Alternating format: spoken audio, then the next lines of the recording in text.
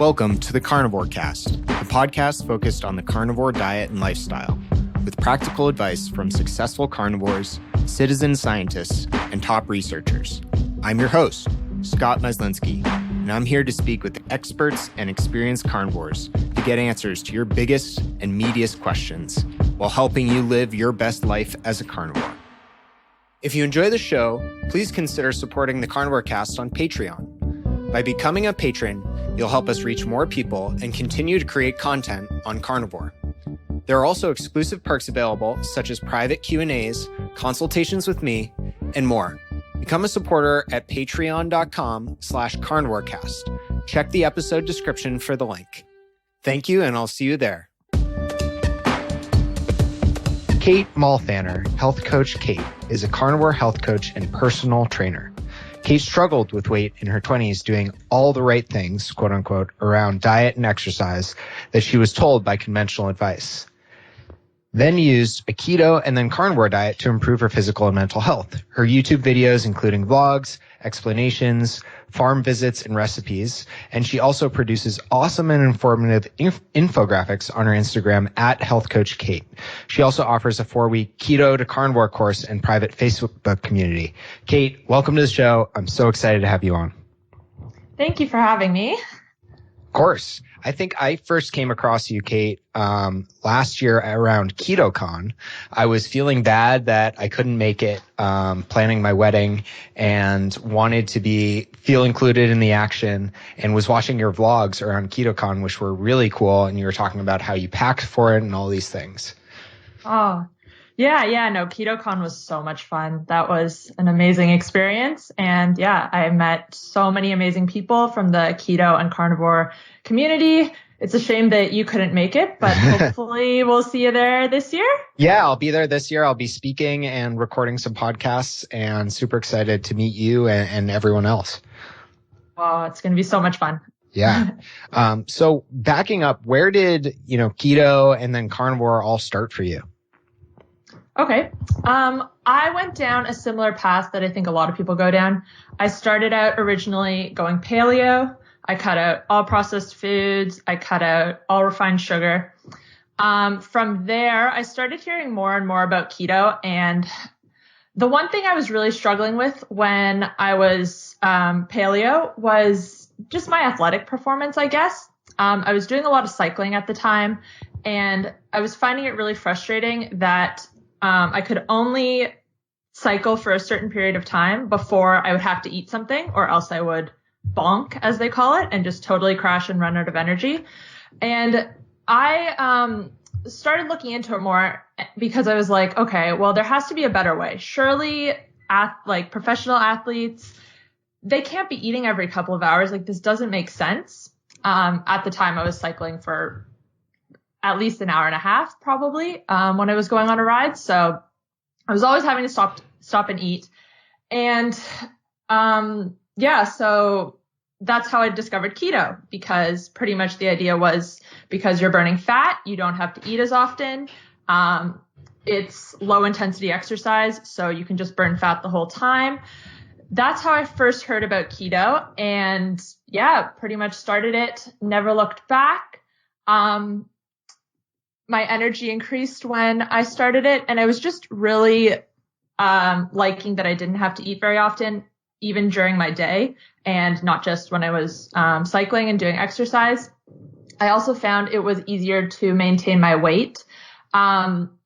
So originally, coming out of high school, I was overweight. I thought I was doing all the right things, as you said before, but I was eating like low fat, eating lots of just yogurt, granola, things like that. And for some reason, I just kept putting on weight. So that's how I got into paleo. And I initially lost some weight doing that, but I was finding it really hard to maintain. So with keto, I found that to be easier. And then carnivore. So I first heard about carnivore when Sean Baker was on Joe Rogan's podcast. Thought it was absolutely ridiculous. Did not think that it was possible. I think that's what a lot of people think when they first hear of the carnivore diet. But a couple of months went by and I started seeing more and more people who were previously keto trying carnivore. And I just got really curious and started looking into everything that I thought was a flaw with the diet. So, for instance, fiber. How could you survive? How could you thrive without fiber? Was it possible? That was one thing I was worried about. Obviously, the micronutrients. Are you going to be able to get all your vitamins and minerals if you're just eating meat? And the more I started to look into carnivore, the more I realized that these things weren't flaws with the diet, that you can get all your vitamins and minerals only eating animal foods, that we don't actually need fiber. And yeah, pretty much the more I started looking into it, the more and more sense it made. And I was like, okay, well, why am I trying to eat this wide range of vegetables every single day, trying to get all my micronutrients when I don't have to, when I can just eat more animal foods and be healthy and get everything I need? So I really wanted to give it a try. I originally gave carnivore a try for just 1 week, and right away I just felt really, really good. Yeah, my energy was increased. I found that I just wasn't thinking about food as much throughout the day. Everything was so simple to prepare, which I think is a really good benefit. And yeah, you just don't have to spend time thinking about food. You don't have to spend time preparing food, which was something I really liked. I felt really energized after I ate. I never felt bloated or anything like that, which was just amazing. So yeah, then I tried it for a month. And then after that, I kind of went back to including a couple plants here and there. So like some avocados, some olives, things like that. And that was about 1.5 years ago now. Right now, I would say I'm mainly carnivore. So probably about 90 to 95%. There's just a couple plant foods that I include here and there. I try not to be super dogmatic or super strict about it. And yeah, that's how I got to where I am today, I guess. Yeah, that's awesome. Thanks for sharing that, Kait. And I think a lot of folks can relate to a lot of messages. I know I can. Starting with paleo, I had some success with it, but it was a very slow evolution for me over years, from paleo to, more fasting and primal type approach to keto and eventually carnivore. And just like you said, I picked up more benefits along the way. So it's really cool to hear you experience the same. And I like how you talk about, especially freeing is the mental benefit of not having to eat every couple hours, not having to fuel yourself. I was listening to a great podcast with Ted Naiman today, and he was talking about how both low carb and low fat can work, but it's almost a no-brainer when you've experienced fat adaptation to just want to be thriving off fat and be free from having to eat, every 2 hours on the dot, hankering for your next meal, blood sugar crashes. Yes, absolutely. It's just, it's so freeing. Like you said, you don't have to be a slave to planning all your meals, thinking ahead. What am I going to have for lunch? This and that. If you're out and there's nothing you can eat, you can probably go a couple more hours before you get home or you find something that's suitable for you. So yeah, it's amazing. I wouldn't go back to low fat. Yeah, that's awesome. And where along your journey did you start helping others? When did the coaching aspect enter it for you? So I started my health coaching course. I did it with the Primal Health Coach Institute before I really dove into carnivore. So about a little bit over 1.5 years ago. So it was right around the time I was actually trying carnivore for a month was when I was studying and completing the course. And shortly after that, I started coaching people. Cool. And can you talk about that experience? What types of people you work with, how it's been, maybe some things you've learned over time? Yeah. So I originally started doing one-on-one coaching. But I have since shifted to doing more group coaching because I find I can reach more people that way. The one-on-one coaching is good, but the problem I was having with it was people who are finding me through social media, they are already keto. They've already listened to all the podcasts. They have all the knowledge, but they've just hit a plateau and they're a little bit stuck. So I find carnivore is really good for breaking plateaus.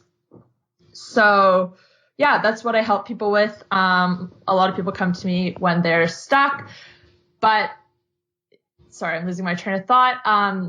Yeah, I found I could reach more people if I do the group coaching and have everything laid out, because I answer a lot of the same questions all of the time. So now I've set up a 4-week program where it kind of goes through and answers all your questions and gets you into the carnivore diet. And yeah, pretty much just answers everything. And then I also have the Facebook group with that. So if you have any other questions, you can ask them there. Yeah, it's been a really rewarding experience. Whenever I start with a new client, it's really interesting to hear their journey, because a lot of them are the same, but then they're also very different. So seeing how the different ways that carnivore and keto as well can help different people. Like there's so many different symptoms that it helps to improve, so many autoimmune conditions. It just helps pretty much everyone. And it's just interesting to hear people's stories and work with them as they go along their journey. And yeah. Yeah, that's awesome. That's really great. And I think you bring such a unique perspective, having tried all these things, troubleshot along the way. And that's part of what I love about your videos and your vlogs is you're not afraid to get into the details and help people through some of these nuances, because like you said, there's so much information out there and a lot of knowledge, and people come equipped knowing about the keto diet these days, knowing about the carnivore diet. But it's some of the small troubleshooting nuances that can be really helpful. Like, you know, how do you shape your meals? How often do you eat? All these types of things. Yes. Go ahead. And I was just going to ask, when did you start the channel, and what's your goal kind of with the YouTube side of it? Okay, so I originally started my channel a couple years ago now. So when I was paleo and just switching to keto was when I started my channel. And originally the idea was just to film myself making recipes. I didn't really want to show my face or talk on it. I haven't mentioned this yet, but I used to have pretty bad social anxiety and just anxiety in general. Like I was just really self-conscious and didn't like any attention on myself. So the goal of my YouTube channel at the start was just to do recipe videos, not show my face, not really talk about anything, just kind of, do that. But I found that when I did start talking on my channel, it helped my anxiety. It helped with my confidence. And so my YouTube channel, it started like that. Then as I started getting into keto, I started talking about keto. I was just posting videos of my day-to-day life and just random things here and there. When I think my channel really started to do well and help a lot of people was when I started the carnivore diet. One thing I found when I was originally looking into carnivore was there was some information. There was different websites and blogs and things like that, but there wasn't too much information on YouTube or on social media that answered these questions like you were saying before, how much to eat. One thing I was a little bit confused about at the very, very start was the diet is also called zero carb, but then foods like eggs will have a couple carbs in them. So I was like, is that okay? Does it have to be truly zero carbs? Yeah, right. So all these questions started coming up and I was like, okay, I was finding the answers and I thought, well, I want to share these with other people. So a lot of my videos in the beginning were answering these questions. They still are now, but like I have one video called How to Start the Carnivore Diet. And that was something that a lot of people were searching for that there weren't many results for.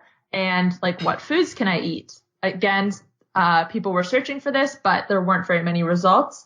So I started to find that just posting more and more carnivore content, answering these questions that I had the answers to, that I had found myself through my experience and through my research, and just putting the information out there so it was easier for other people to find, that made the diet more approachable. And yeah, and you've certainly done that, Kait. And I think people like to digest content in different forms. Like you said, there are a ton of podcasts out there, but I feel like, especially a year ago, there was a dearth of great information on YouTube about carnivore and how to troubleshoot through these things. And another thing I'm curious to hear your thoughts on, I've commented on this before, but I think one thing, in general, low carb, keto, carnivore, etc. movement can do a better job of is selling the lifestyle. A lot of people have recipe books, a lot of people have the science, people have interviews, but what I feel like makes, the if it fits your macros world and fitness and transformation bodybuilding, part of what makes it so successful and reach so many people is there are all these day of eating vlogs, lifestyle around it. If you think of some of the influencers like the Kino Body of the world and stuff like that, I feel like keto and carnivore doesn't really have that much of that. Like there's goody beats for keto, and then after that, it's kind of like it's this whole that I think you're filling really well. And curious to hear how you think about that. Yes, I definitely think that it helps to make the diet more approachable and to see other people doing it and see them, I guess, living their lives and it actually working. I know exactly what you mean. I feel like when you first hear of the carnivore diet, a lot of people think about social gatherings or like, how am I going to make this work? It's going to be so expensive. They have all these sort of issues regarding that, or what they think will be issues. And like you said, to see someone going through the day and see exactly what they're doing and how they are living their life, and that it really is simple. And I think that helps people see that they can do it themselves. I do think there are a few more, definitely keto. There's lots of keto, what I eat in a day videos and things like that. But there are some more carnivore ones popping up now, which is really good. And even on Instagram, I think the community has just grown so much that, yeah, there's tons of just photos of people's days of eating and eating out. And there's been all these carnivore meetups. Judy organized that with the 75 Carnivore Hard Challenge. The meetups all around the country and around the world, which I think is amazing. And being able to connect with people like that, I think that makes a difference as well. That was one of the reasons I really liked KetoCon, was it was a place I didn't have to explain how I'm eating and explain why I do things. Like everyone just knew, and we were all on the same page. And it's really, really nice to experience that. And I think you can experience the same thing just from seeing people online as well. Yeah, I had that experience at the Boulder Carnivore Conference and many years ago at PaleoFX, and it really feels amazing. It's so nice to just be surrounded by people who, listen to all the same podcasts you do, talk the same way you do. You don't have to explain anything to them. You sit down with a giant plate of meat and you just smile at each other. It's an awesome experience. I think it can't be overstated. And Kait, one thing you do with both your YouTube and especially your Instagram is you seem to explore such a diverse array of topics, from, nutrition profiles of different foods, cooking methods, anti-nutrients, digestion, regenerative agriculture, list goes on. But what of this do you find most interesting, and how do you kind of come up with new topics? So I guess what I find interesting, it changes all the time. I'll start looking into one topic and I'll go down a rabbit hole and I'll be really, really interested in that for the time being. And then it kind of shifts to something else. But right now I would say what I'm really interested in is how our DNA can affect what we should be eating and how that affects our health. So that's something I've been looking into quite a bit and trying to learn more about. I got a DNA test, and you can take the raw data and upload that onto other websites, which will interpret the data for you and see what your genes say pretty much. So one really interesting thing I found out through that was I am a poor converter of omega-3s. So I am someone who needs to be eating more omega-3s in their final form as DHA and EPA, because I'm not as good at converting ALA, which is in plants, to the form that our bodies actually need. So that's one rabbit hole I've been going down that I find really, really interesting. How I come up with my topics, I keep a running list pretty much of questions that I get from people, as well as just topics and things that come to mind, or if I'm listening to a podcast and I hear something really interesting. Yeah, I pretty much have a running list, and then every couple of weeks I sit down and I try to plan out, okay, what can I cover this week on YouTube, on Instagram? I'll make some infographics and things like that. So it comes from a bunch of different places, and it's always evolving. I always get just random questions of things I've never even thought about, but that someone is curious about. And I always think that's really interesting, that you think, well, yeah, I was going to say, you think you know everything, but there's always more. There's more, and everything's evolving, and there's more nuance. So yeah, carnivore is really simple, but it can also be like, there is a lot of nuance. Yeah, I totally agree. And I like the way you rotate and shift through topics. And one thing you mentioned you practice is, including some plant foods. And a problem I see recently is people calling people out for not being, quote, 100% carnivore, or saying if you eat any plant foods, you're not a carnivore. And First of all, carnivore is any animal that eats any amount of meat, period. So that's just like the biological term. I understand the shorthand of saying I'm a carnivore, meaning I eat 100% animal products, but that's not actually what the word means. And then secondly, I feel like for people who don't have issues with certain foods, it's fine to reintroduce them as long as you're getting the majority of your nutrition from meat. But curious how you think about that, and how you've seen, people you work with do with that approach or different approaches. Yes. So personally, going into carnivore, I didn't have any autoimmune conditions or anything like that. I wasn't super sensitive to any foods. I definitely found that I felt better eating less plants, eating less fiber. But there wasn't anything severe about my health that I needed carnivore to improve. So after I did that initial 30 days, I started adding things back in slowly and seeing how my body would react. And I think that's the approach that people should be taking. We really need to just experiment and find what works for us. I don't think that everyone needs to be 100% strict carnivore, and the dogma that kind of surrounds carnivore is a little bit, it's off-putting, and I don't think we need that. I think we're all trying to work towards health and helping others achieve health. And when we set these really strict restrictions around what we should be eating, and we talk down to people because they're eating something like an avocado, but everything else they're eating is animal products and carnivore friendly, I guess.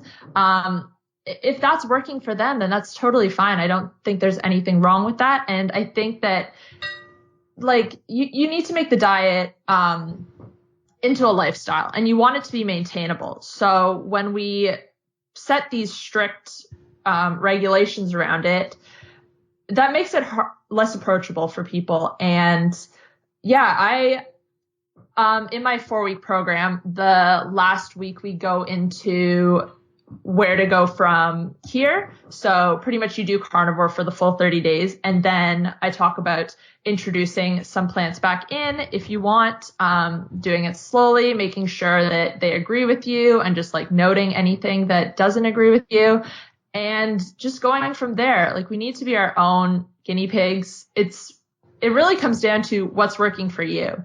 If someone else says they can't eat olives because they react badly to it, that doesn't mean it applies to you.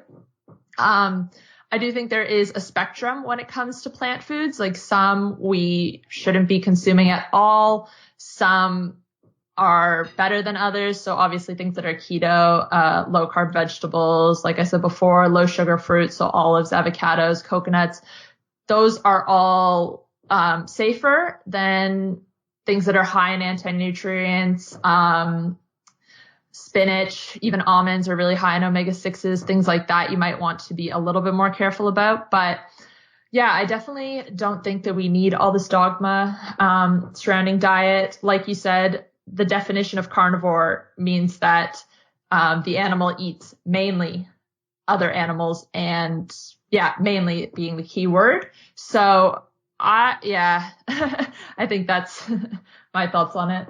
Yeah, couldn't agree more. I think that's an excellent summary. And Kait, let's get into a little bit of what a day of eating looks like for you. Can you talk about what your typical meals look like and how you think about different things around, how much you eat, what foods you eat, etc.? Okay. So a typical day of eating for me, I usually eat 2 meals in a day. And then I start my day with either a black coffee or a bulletproof coffee. So just with some butter and some collagen powder.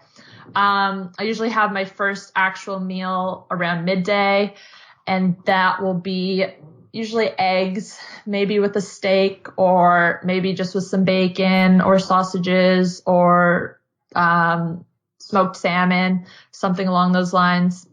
My second meal of the day, I might put something in the slow cooker, like a roast, beef roast or something, or beef cheeks, or do like a pork belly for dinner in my air fryer. So that's mainly, it's just like one type of meat for dinner usually.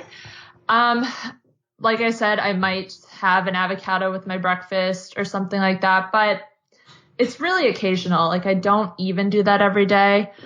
I might have maybe some broccoli or something with dinner, again, very occasionally. I try to listen to my body, and I don't really measure out my food or track anything or even track macros. I think that you really it's hard to eat when you overeat, when you are only eating animal foods. That's one thing that I have found eating carnivore as well. If you're eating a huge steak, when you get full, you can tell. And it's not something like when you're eating potato chips and you can just keep eating and you're like, oh, I'm full, but you just keep picking at them. When you're eating just a steak or a piece of meat, it's hard to overeat. So that's another thing I really like about carnivore. And that's why I don't track. I find it's really easy to listen to my body and give it what it needs and not overdo it. For macros, I try to get fattier cuts of meat. I'll add fat as I need for cooking. I try not to overdo it too much, but I find that if I just add enough that I need for cooking and maybe some butter on top of the steak, that usually ends up with my fat being higher than my protein and my macros just fall into place. I think that's what a day of eating looks like. Yeah, thanks for going over that. And when you say fat higher than protein, do you mean in grams or percent of calories? Percent of calories. So I think, sometimes I'll track just because out of curiosity, and it's usually about 60 to 70% fat and the rest protein. Got it. Cool. I'm similar myself, and sometimes we'll ratchet up the protein even more if I'm feeling like I just can't be satisfied. I'll just eat a ton of protein. And I guess there's been this kind of debate in the carnivore world about protein and fat. Where do you kind of stand on that? It sounds like you found something that works for you. But in general, do you think higher fat is best, higher protein is best, or does it totally depend on the individual? I think it does depend on the individual, because I know some people do better eating more protein and limiting their fat a little bit, especially if they have a lot of weight to lose. But then there's other people who just don't feel satisfied only eating protein and need to keep their fat a little bit higher. I do think, it depends on the individual. Yeah, I'm the same way. I've gone back and forth. I felt very strongly one way and the other, and I can be convinced by great minds like Paul Saladino and Ted Naiman. Yeah. But I really think at the end of the day, people need to try both and see how they feel for extended periods of time, and try to be objective to the extent that's possible. Yes. And how about supplements, or organs or electrolytes? Do you include any of those? Okay, so electrolytes I will take occasionally if it's really hot out. That's when I will mix some salt, potassium, and magnesium into my water. Day to day, I find that just salting my food generously, maybe salting my water, that's enough for me, that I don't need to include the other electrolytes. But if it's hot or I'm doing a lot of exercise, then I might just put some in my water bottle. I find some people really need to dial in their electrolytes and make sure they're taking it every day, whereas other people, it seems to fall into place as long as they're just using enough salt. In terms of other supplements, I swear by collagen powder. Ever since I first started keto, I started using collagen powder, and I noticed right away that my nails just got so much stronger. They used to always chip and break, and it would be really frustrating.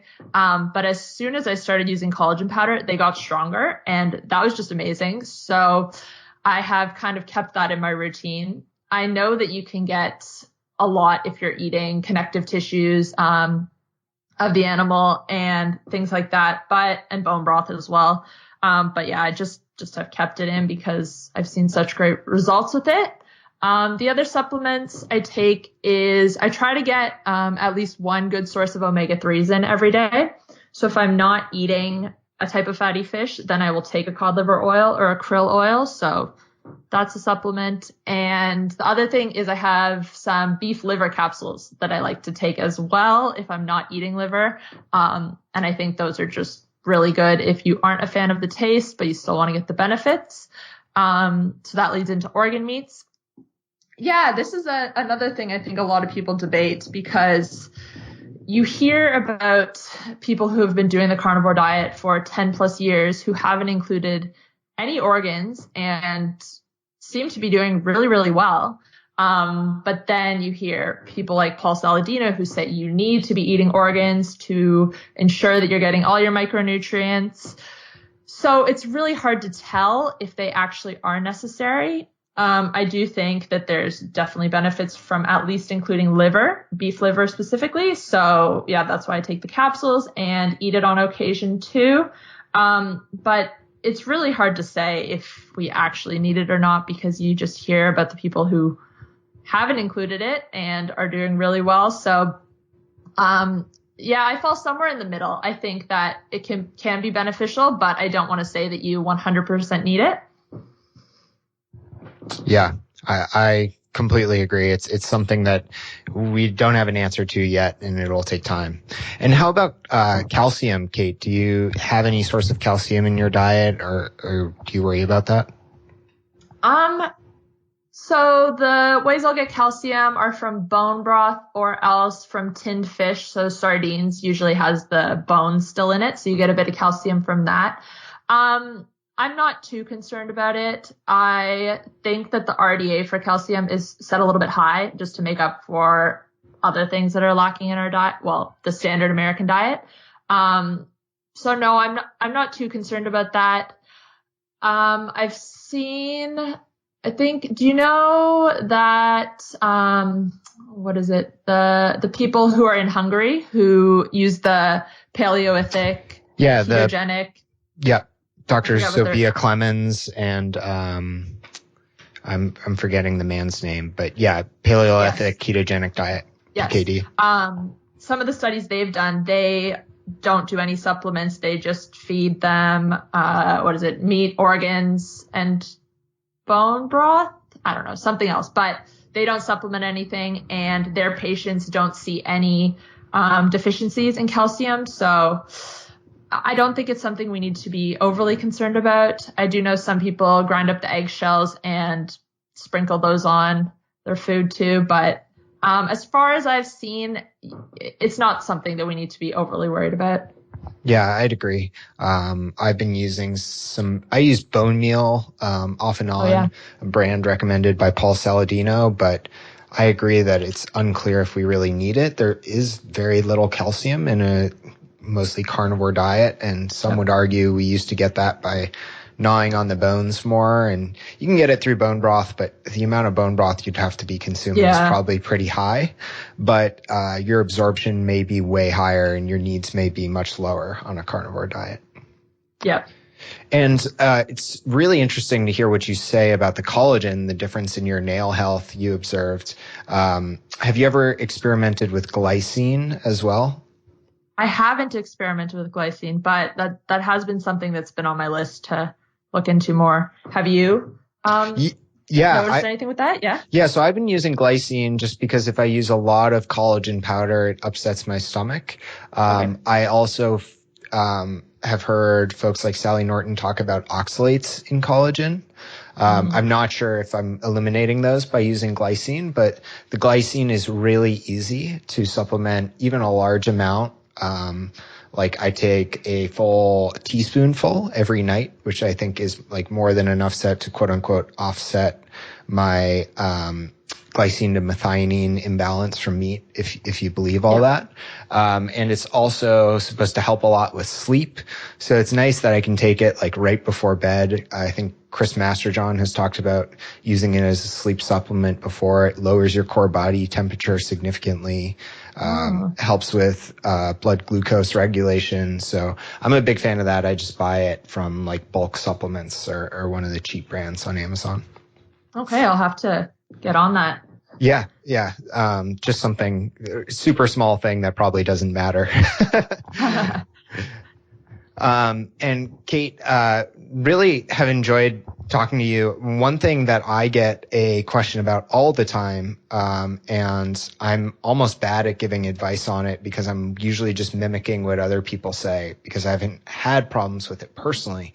But people ask all the time about cravings. And you're probably well past the craving stage now, but do you ever get cravings? And if not, what advice do you have for people who have cravings, who are starting a carnivore diet, especially as we're getting into 2020 and people are doing World Carnivore Month?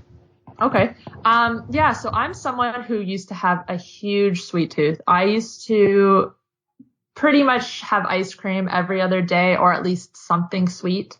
So in the beginning, when I first went paleo, I definitely had to work to overcome my sweet tooth and my cravings. And I think that at the start I was, I kept it on because I was still eating fruit at that time. And I thought that I'd totally cut out sugar, but looking back, I realized that I was relying on bananas and things like that instead. And it wasn't until I went keto that I kind of cut the cravings.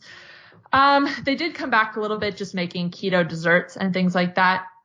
But with carnivore, because you aren't eating anything sweet, they do go away pretty quickly.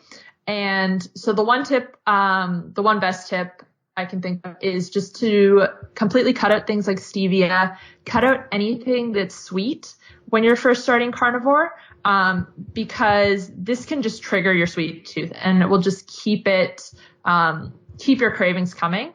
And if you can just eliminate everything sweet from your diet and go a couple of weeks like that, push through the cravings, it will get easier. They will go away, and you're just going to feel so much better after that.